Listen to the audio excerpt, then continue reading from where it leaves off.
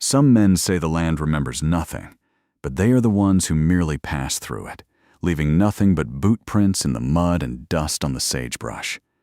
For those who stay, the country becomes a ledger of everything they lost and everything they managed to save against the wind. In the first part of our history, we find ourselves in the high valley of the Bitterroot Range during the bitter autumn of 1888, where the frost came early and the woodpiles were never quite high enough to outlast the dark. Clara stood on the porch of the valley station, watching the gray clouds stack against the peaks like heavy sacks of flour, and she knew the snow would be deep before the month was out.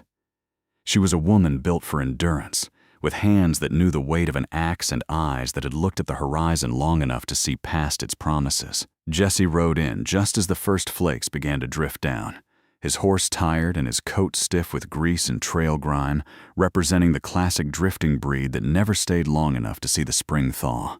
He was a man of few words and profound competence, a cowboy who could fix a broken wagon tongue with a length of rawhide and a pocket knife, and he looked at Clara with a quiet dignity that required no explanation. They had known each other through 3 seasons of passing glances and brief trades, but the coming winter was about to lock them into a shared space where silence would say more than speech ever could. The wind began to howl through the gaps in the timber, and as Jesse dismounted, he did not offer a grand greeting, but instead walked straight to the woodpile to carry in the heavy pine logs. Clara did not thank him, for that was not their way, but she moved inside to set another iron plate on the heavy oak table and put the kettle on the stove to boil. They were both stubborn people, shaped by the hard edges of a frontier that broke anyone who bent too easily, and they recognized that quality in each other like an old acquaintance met on a lonely road. It was an unspoken agreement between 2 capable souls who knew that survival was a matter of practical support and enduring patience rather than grand declarations. As the door clicked shut against the rising gale, the valley seemed to shrink down to the size of that small cabin, and the long, slow-burn tension of their proximity began its deliberate work. The fire crackled against the dry kindling, casting long shadows across the hand-hewn logs of the walls, and the world outside faded into a vast, white emptiness that left them completely alone with the weight of their own choices and the quiet rhythm of the frontier night. They watched the snow pile against the window pane, knowing that the telegraph lines were down and the roads were blocked, leaving them as the sole keepers of this lonely outpost. Moving into the second part of this winter confinement, the days fell into a predictable, rhythmic routine that served as their armor against the isolation. Jesse would rise before the dawn broke over the white peaks, and he would tend to the horses in the lean-to stable, checking their hocks and clearing the ice from their water troughs with a heavy iron crowbar. Clara would already have the sourdough biscuits rising by the hearth, her movements efficient and precise, filling the small cabin with the warm, sour smell of baking bread and chicory coffee. Their banter was polite but pointed, a dry style of humor that relied heavily on irony and the stubborn repetition of minor daily disagreements that had become endearing over time. Jesse would always leave his muddy boots an inch closer to the stove than Clara liked, and she would always move them back to the door without saying a word, only to find them back by the warmth the next morning. "A man's leather needs to dry if he's expected to cut the kindling," Jesse remarked one afternoon, his voice low and gravelly, not looking up from the bridle he was mending by the oil lamp. "A man's leather won't dry if it's burnt to a crisp by an untended fire," Clara replied, her needle flying through the heavy canvas of a winter coat with practiced ease. It was an argument they had carried on for 3 weeks, framed not as hostility, but as a form of intellectual intimacy and mutual respect that kept the loneliness from creeping in through the floorboards. They communicated their affection through these small, practical actions, like the way Jesse always left the softest pieces of pine for her cooking stove, or the way Clara always mended his shirt cuffs with double-threaded linen so they wouldn't fray during his chores. The landscape outside remained a vast, frozen canvas of white and gray, contrasting sharply with the intimate human moments unfolding within the cabin's narrow dimensions.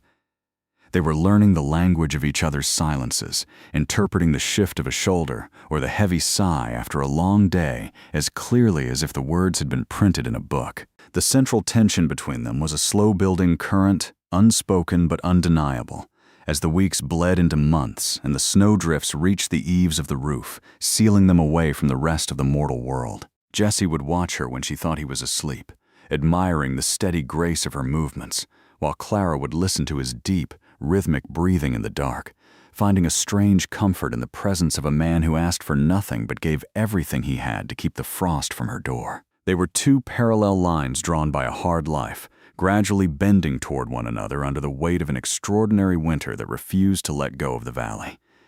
As we enter the third part of this frozen season, the true fury of the mountain winter manifested itself in a blizzard that lasted for 7 consecutive days and nights. The wind screamed through the high pines and rattled the cedar shingles and piled the drifts so high that the kitchen window was completely darkened by a wall of solid ice. Inside, the world was reduced to the glow of the hearth and the steady tick of the brass clock on the mantelpiece, a minor detail Clara had brought from her mother's home in Virginia that now served as the heartbeat of their isolation. They were forced to ration their oil and conserve their firewood, and speak only when the necessity of the work demanded it, yet the silence between them was never heavy or oppressive. It was a shared endurance, a quiet triumph over the elements that required no performative declarations of bravery or fear. Jessie spent hours polishing the ironwork of his spurs and cleaning his Winchester rifle and oiling the heavy leather of his saddle until the cabin smelled of oil and beeswax and wood smoke. Clara worked alongside him, carding wool and sewing patches onto old blankets and preparing simple meals of salt pork and dried beans that tasted like feasts because they were shared in the warmth. The argument about the boots continued daily, a rhythmic callback that provided a sense of stability when the world outside was dissolving into a chaotic vortex of white fury.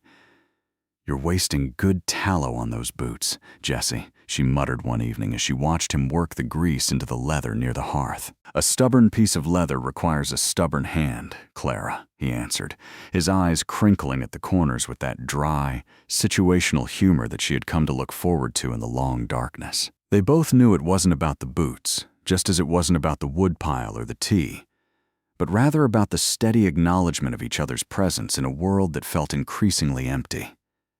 The vast environment outside emphasized their smallness, making their survival feel like a magnificent, private rebellion against the cold. They were two competent people who had spent their lives relying only on themselves, and the realization that they could rely on each other was a slow, beautiful revelation that neither was quite ready to admit aloud, though it guided every gesture and informed every quiet glance across the dim room. In the fourth part of their winter journey, the storm finally broke, leaving behind a silence so absolute it made their ears ring with the absence of the wind.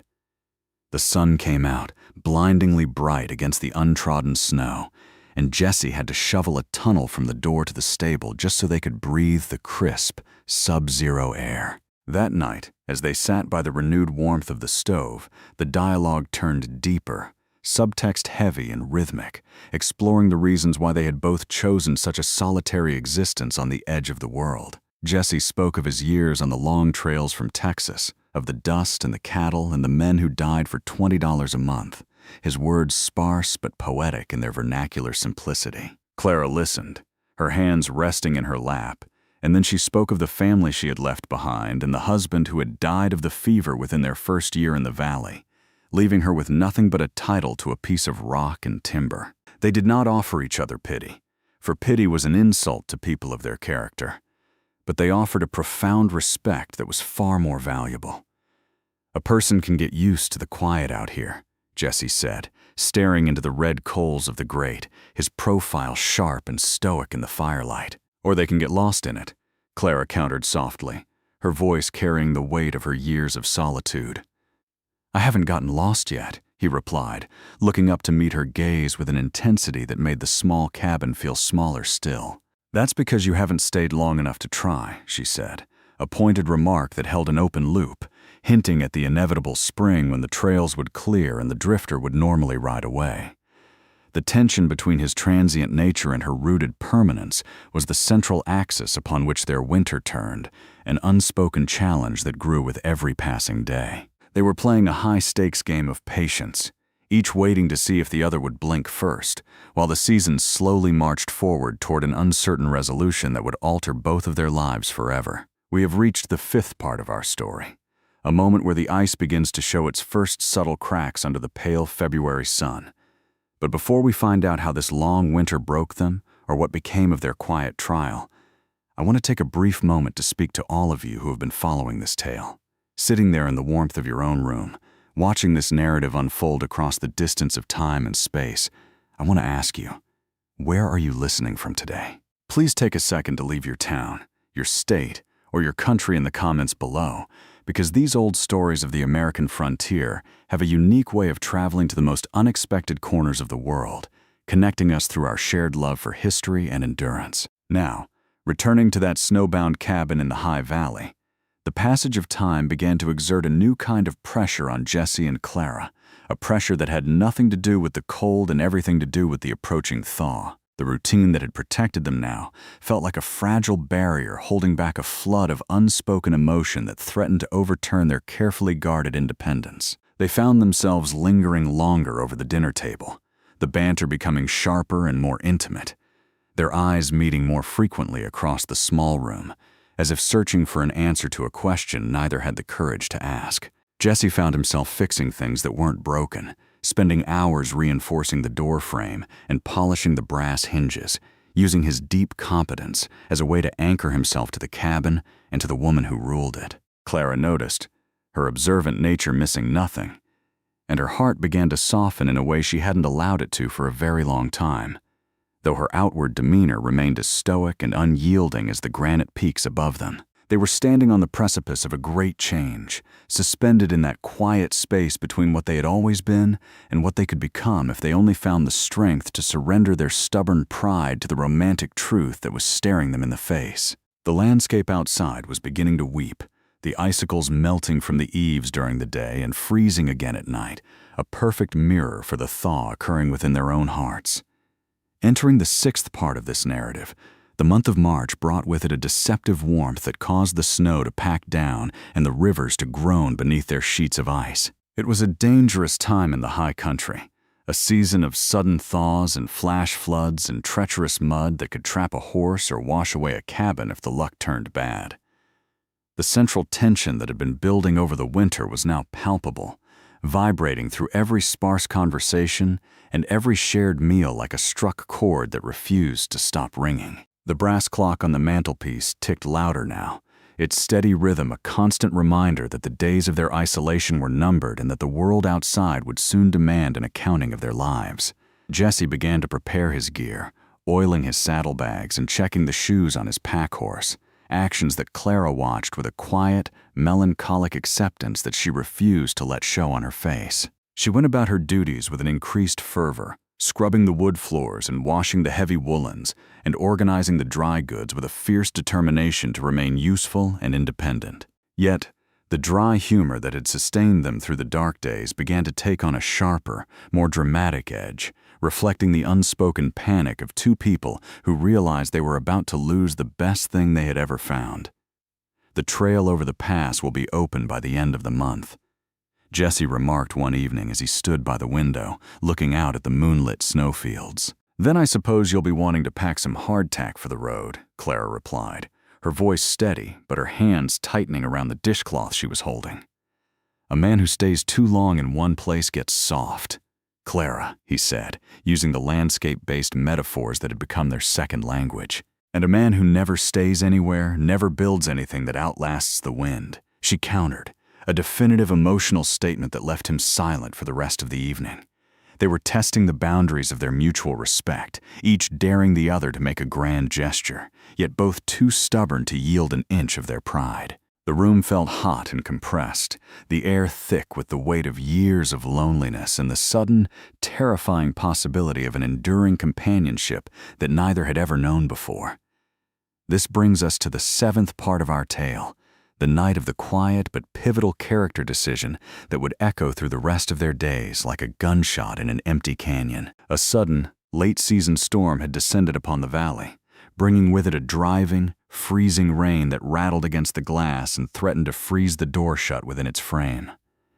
Jesse had spent the evening working by the threshold, adjusting the rusted iron latch that had given them trouble all winter, his hands steady and capable despite the cold draft leaking through the seam. Clara stood near the hearth, watching his broad shoulders and the deliberate precision of his movements, her mind finally reaching a point of absolute clarity after months of slow-burn deliberation. He finished his work and wiped his greasy fingers on a rag, looking up at her with a wry, tired smile that carried all the history of their winter arguments. "You're too stubborn, Clara," the cowboy joked, his voice carrying that familiar, rhythmic tease that had become their intimate shorthand over the seasons, always insisting on keeping the cold out when a little fresh air might do you some good. Clara did not laugh, nor did she return the banter with her usual polite sarcasm. Instead, she walked slowly across the room, her boots clicking softly on the clean pine floorboards until she stood directly in front of him. With a steady, unblinking gaze that held all the dignity and profound stubbornness of her character, she reached past his shoulder, pulled the heavy oak door firmly into its casing, and locked it with a definitive click of the iron key. She looked up into his eyes, her breath catching slightly in the silence of the room, and whispered, "Then tame me." The words were short and punchy and completely devoid of performative drama, yet they carried the weight of an absolute surrender that was also a victory for both of them. Jesse froze, his breath hitching as he looked at the woman who had finally broken his transient spell, recognizing the immense sacrifice and trust implied in that single, quiet invitation. He did not speak, for words would only diminish the magnitude of the moment, but he reached out with his calloused hand and touched her cheek with a tenderness that contradicted his rough exterior, sealing an agreement that required no further arguments or trail maps.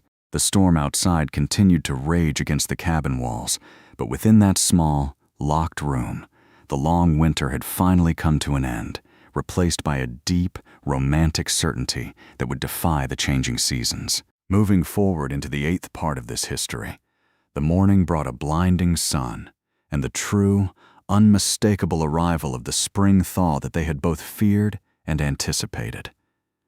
The snow began to melt in earnest, turning into rushing creeks that filled the valley with the sound of moving water and new life after months of frozen silence. Jesse did not pack his saddlebags that day, nor did he look toward the high pass that was slowly clearing of ice.